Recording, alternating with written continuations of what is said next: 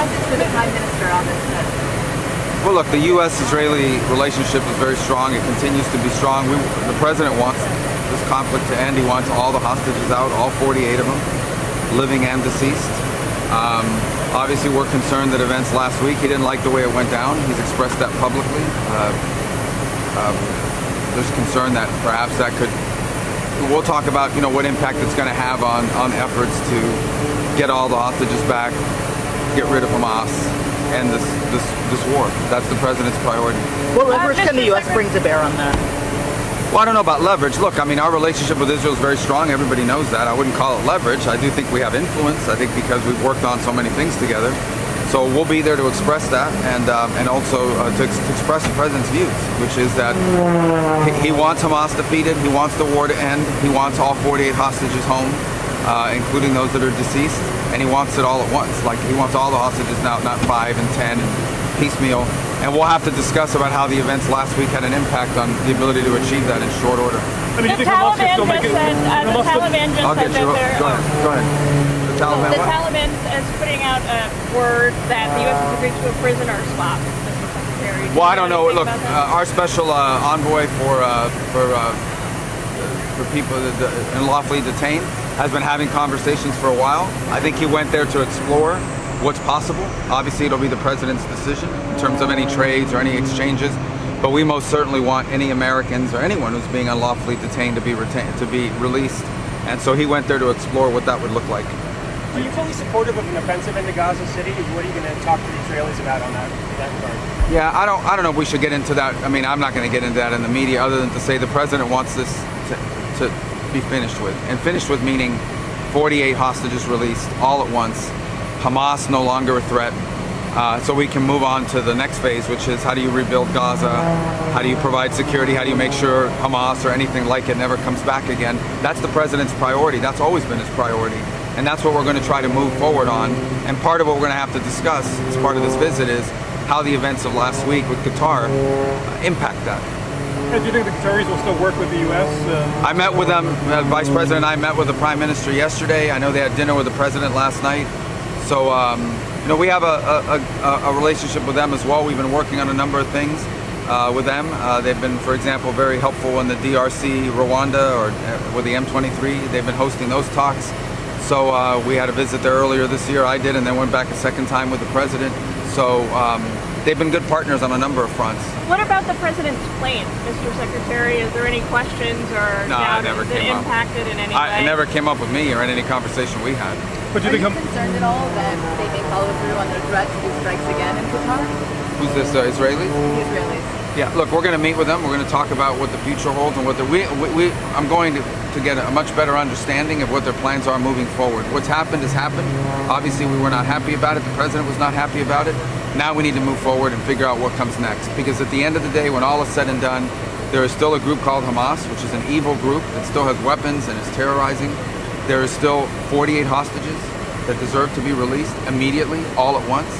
And there is still the hard work ahead of, once this ends, of rebuilding Gaza in a way that provides people a quality of life that they all want. And who's going to do that? Who's going to pay for it? Who's going to be in charge of it? So all that work is still there to be done. All that still needs to be dealt with.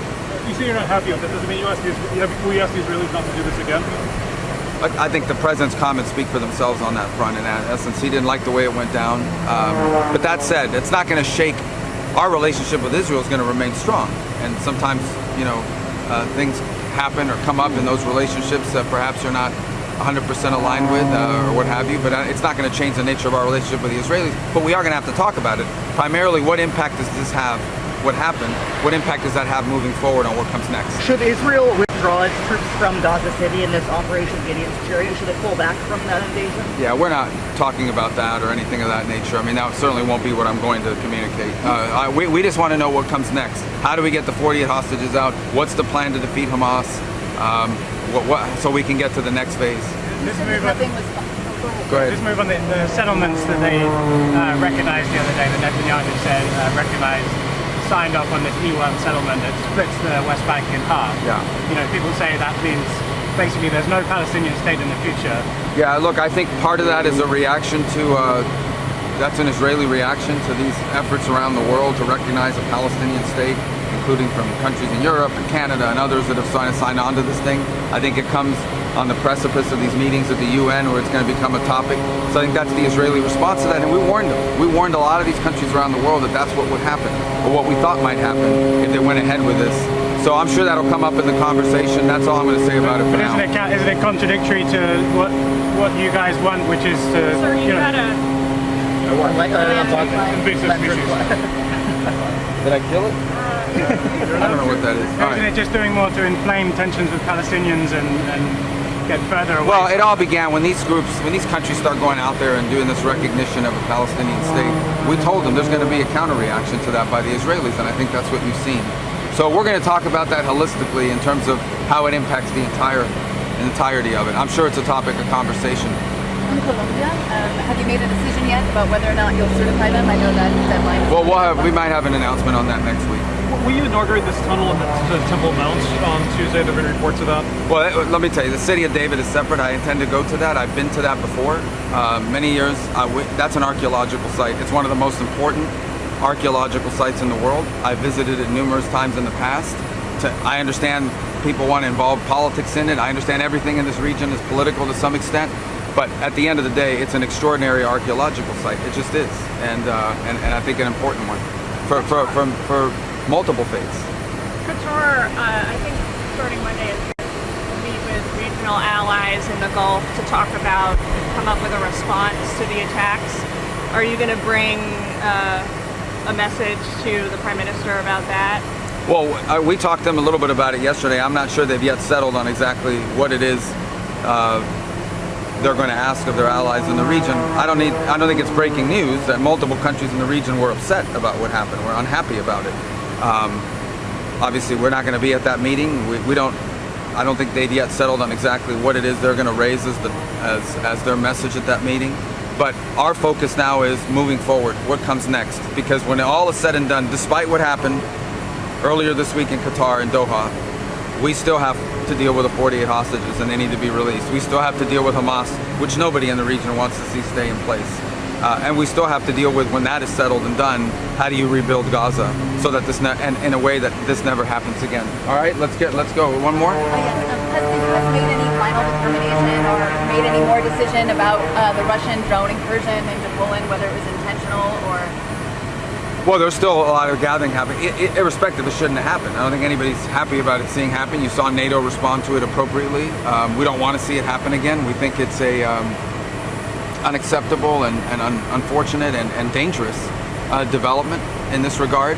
I think it'll take a few more days for everybody to fully... The drones were intentionally launched. There's no doubt about the drones were intentionally launched. The question is whether the drones were targeted to go into Poland specifically. If that's the case, that if the evidence leads us there, then obviously that would be a highly escalatory move.